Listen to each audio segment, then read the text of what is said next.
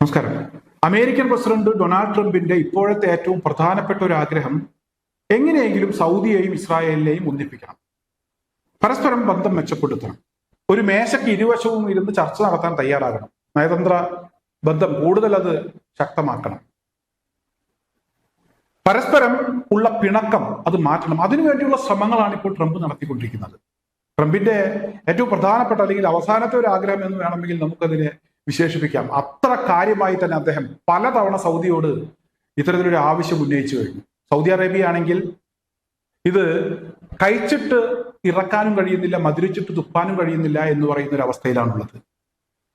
America പറഞ്ഞത് കേട്ട് ഇസ്രായേലുമായി ഒരു ബന്ധത്തിന് മുതിർന്നാൽ സൗദി അതിന് വലിയ വില നൽകേണ്ടി വരും. അത് സൗദിക്ക് നന്നായി അറിയാം. അതുകൊണ്ട് തന്നെ സൗദി അറേബ്യ സ്വതന്ത്ര ഫലസ്തീൻ വിഷയവുമായി ബന്ധപ്പെട്ട് അത് യാഥാർത്ഥ്യമാകുന്നത് വരെ തൽക്കാലം ചർച്ചകൾക്കില്ല എന്നുള്ള ഒരു നിലപാട് പരസ്യമായി പറയുന്നു. അതേസമയം അമേരിക്ക പറയുന്നത് പോലെ ഇസ്രായേലുമായുള്ള ഒരു ബന്ധം സ്ഥാപിക്കാൻ എന്താണ് വഴി എന്നതിനെ കുറിച്ച് അവർ ആലോചിക്കുന്നു എന്ന വാർത്തകളും പുറത്തു വരുന്നു. അത് രഹസ്യമായ കാര്യമാണ്. എന്തായാലും ഇത്തരത്തിലുള്ള ചർച്ചകളും ആഗ്രഹങ്ങളും ഒക്കെ വാർത്തയാകുമ്പോൾ അമേരിക്കയുടെയും അതുപോലെ തന്നെ ഇസ്രായേലിന്റെയും ഒക്കെ ചങ്കിടിപ്പ് കൂട്ടുന്ന ചില വാർത്തകൾ ഇറാനിൽ നിന്നും പുറത്തു വരുന്നുണ്ട്. അതായത് 12 ദിവസം നീണ്ടുനിന്ന യുദ്ധവുമായി ബന്ധപ്പെട്ട് അമേരിക്ക ഇറാനിലെ ആണവ കേന്ദ്രങ്ങൾക്ക് നേരെ ആക്രമണം നടത്തിയിരുന്നു. ഈ ആണവ കേന്ദ്രങ്ങൾക്ക് നേരെ അമേരിക്ക ആക്രമണം നടത്തിയത് B-2 ബോംബർ വിമാനങ്ങൾ ഉപയോഗിച്ചാണ്. ഇസ്രായേലിനെ കൊണ്ട് കൂട്ടിയാൽ കൂടില്ല എന്ന് മനസ്സിലാക്കി അമേരിക്ക അവസാനം നേരിട്ട് ഇറങ്ങുകയായിരുന്നു. എന്നാൽ ഇപ്പോൾ ഇസ്രായേലിന്റെ പക്കൽ പോലും ഇല്ലാത്ത B-2 ബോംബർ വിമാനങ്ങളുടെ ഒരു ചെറിയ പതിപ്പ്, മിനി B-2 ബോംബർ വിമാനങ്ങൾ ഇറാൻ സ്വന്തമാക്കിയിരിക്കുന്നു എന്നുള്ളതാണ്. സ്റ്റെൽത്ത് 161 ഷഹദ് ഡ്രോൺ എന്ന് പറയുന്ന ഡ്രോണാണ് ഇപ്പോൾ അതിന്റെ ഒരു അനാച്ഛാദനമാണ് ഇറാനിൽ നടന്നിരിക്കുന്നത്. അതിന്റെ ചിത്രങ്ങൾ അന്താരാഷ്ട്ര മാധ്യമങ്ങൾ ഇപ്പോൾ പുറത്തുവിട്ടിട്ടുണ്ട്. 150 കിലോമീറ്റർ ഉയരത്തിൽ പറന്നു പൊങ്ങാൻ കഴിയുന്ന, 2 മണിക്കൂർ പറക്കാൻ കഴിയുന്ന, 50 കിലോഗ്രാം തൂക്കമുള്ള 2 ബോംബുകൾ വഹിക്കാൻ കഴിയുന്ന ഡ്രോണാണ് ഇപ്പോൾ ഇറാൻ വികസിപ്പിച്ചെടുത്തിരിക്കുന്നത്. നമുക്കറിയാം, ഉപരോധങ്ങൾ കൊണ്ട് വീർപ്പുമുട്ടുന്ന ഇറാന്റെ ഏറ്റവും വലിയ ആയുധം എന്ന് പറയുന്നത് മിസൈലുകളാണ്, അതുപോലെ തന്നെ ഡ്രോണുകളാണ്. ഈ മിസൈലുകൾക്കും ഡ്രോണുകൾക്കും മറുപടി പറയാൻ കഴിയാത്ത, അതിനെ തടുക്കാനോ തകർക്കാനോ കഴിയാത്ത ഒരു കാഴ്ച 12 ദിവസം നീണ്ടുനിന്ന യുദ്ധത്തിൽ നമ്മളൊക്കെ കണ്ടതാണ്. എന്താണ് ഇറാന്റെ മിസൈൽ? ആ മിസൈലിന് എത്രമാത്രം പ്രഹരശേഷിയുണ്ട്?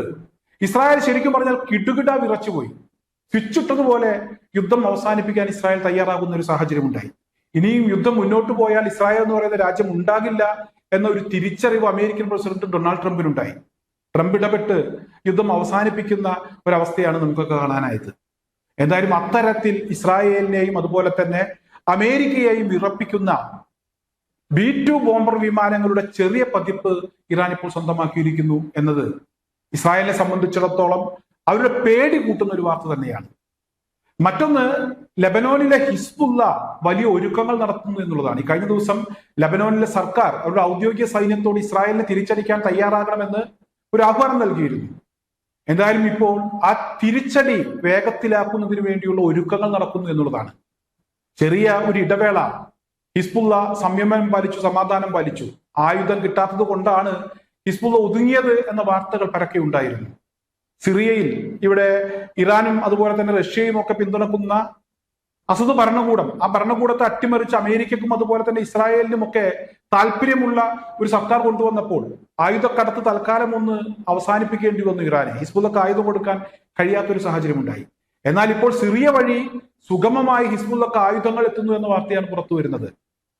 ഇവിടെ നേരത്തെ ഇറാനാണ് ആയുധങ്ങൾ കൊടുത്തിരുന്നത് എങ്കിൽ ഇപ്പോൾ ഇറാൻ അല്ല ഹിസ്ബുള്ളക്ക് ആയുധങ്ങൾ കൊടുക്കുന്നത്, റഷ്യയാണ് ആയുധങ്ങൾ കൊടുക്കുന്നത്. റഷ്യ കൊടുക്കുന്ന മിസൈലുകൾ അത് വലിയ രീതിയിൽ തന്നെ ഹിസ്ബുള്ള സ്വരുക്കൂട്ടിയിരിക്കുന്നു. ഈ ആയുധങ്ങൾ ഉപയോഗിച്ച് ഇസ്രായേലിനെതിരെ ശക്തമായ ഒരു ആക്രമണത്തിന് അധികം വൈകാതെ തന്നെ ഹിസ്ബുള്ള മുതിരും എന്ന കാര്യം ഇപ്പോൾ പുറത്തു വരികയാണ്. നേരത്തെ അമേരിക്കൻ പ്രസിഡന്റ് ഡൊണാൾഡ് ട്രംപിനോട് ഇത്തരത്തിലുള്ള ആക്രമണം ഉണ്ടാകാനുള്ള സാധ്യതയുണ്ട് എന്ന് ഇസ്രായേൽ ഒരു പരാതി അമേരിക്കൻ പ്രസിഡന്റ് മുമ്പാകെ വച്ചിരുന്നു. എന്തായാലും ആ സമയത്ത് ഇസ്രായേലിന്റെ ഭാഗത്ത് നിന്ന് ഇവിടെ ലെബനോനിലെ ഹിസ്ബുള്ളയ്ക്ക് നേരെ വലിയ ആക്രമണങ്ങളൊക്കെ ഉണ്ടായി.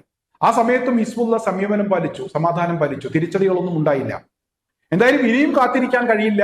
ശക്തമായൊരു തിരിച്ചടി ഇസ്രായേലിനെതിരെ ഉണ്ടാകും, അത് കൊടുക്കും എന്ന് ഉറപ്പിച്ച മട്ടിലാണ് ഇപ്പോൾ കാര്യങ്ങൾ പോകുന്നത്. എന്തായാലും ഇവിടെ ഇറാനും ഒരുങ്ങി തന്നെ ഇരിക്കുകയാണ്. അമേരിക്ക തിരിച്ചടിച്ചാൽ പോലും, അമേരിക്കയുടെ ഭാഗത്തു നിന്ന് ഒരു അടിയുണ്ടായാൽ പോലും തിരിച്ചടി ശക്തമായിരിക്കുമെന്ന് ഇറാൻ വ്യക്തമാക്കിയിട്ടുണ്ട്. അതിനുവേണ്ടിയുള്ള എല്ലാ മുന്നൊരുക്കങ്ങളും ഇറാനും നടത്തിക്കൊണ്ടിരിക്കുന്നു എന്ന് തന്നെയാണ് ഇപ്പോഴത്തെ ഏറ്റവും പ്രധാനപ്പെട്ട വാർത്ത.